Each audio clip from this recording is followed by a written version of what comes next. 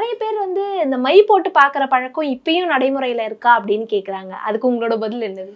Actually வந்து my போட்டு பார்க்குறது வந்து இருக்கான்னு கேட்டால், மாந்திரிகத்தை ஸ்டார்ட் பண்ணும்போதே மை போட்டு தான் பார்த்து தான் ஆரம்பித்தாங்களே.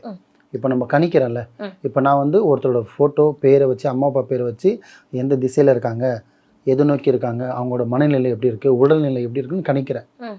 ஓகேங்களா? அவங்க டேட் ஆஃப் பர்த் டைமிங் வச்சு நான் வச்சு கணிப்பேன்.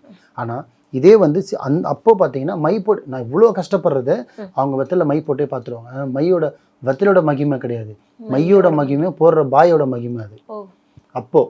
ஆனால் அந்த அதான் சொல்கிறேங்க, அந்த அப்போ இருந்த ஆளுங்க இப்போ இல்லை. அந்த வேலை அப்பயும் முடிஞ்சிருச்சு. இப்போ சும்மா கதை விட்டுருக்கான எத்தலை போடுறேன், மைய போடுறேன், சுண்ணாம்பு போடுறேன், வாயில் பீடா போடுறேன் மாதிரி. இப்போ அதெல்லாம் கிடையாது. ஆனால் வசிய மை என்றது உண்மையாக பொய்யானா 100% உண்மை. ஏன்னா ஒரு மாந்திரிகத்தில் முதல்ல ஒரு மாந்திரிகை வச்சு ஒரு வசியம்தான் ஃபஸ்ட்டு வந்தது. அதுக்கப்புறம் தான் இந்த பில்லி சூனியம் இவள் கெடுதலே வந்தது. ஃபஸ்ட்டு நன்மை.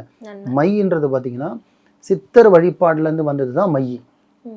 மூலிகை மை எடுத்து வேறு எடுத்து அந்த வேர் இந்த வேர் எடுத்து பெண்களோட சில விஷயத்த பொருளை மிக்ஸ் பண்ணி ஒரு மனைவியை ஒரு கணவன் என்ன சொல்கிறது, மனைவி வந்து கணவனை கைக்குள்ளே வச்சுக்கிறதுக்காகவும் கணவனை வசியம் பண்ணி வச்சுக்கிறதுக்காகவும் தப்பான பார்வையும் தப்பான பெண்கள்கிட்டையும் போகாமல் இருக்கிறதுக்கு கைக்குள்ளே வச்சுக்கிறது தான் வசிய மையை செஞ்சாங்க.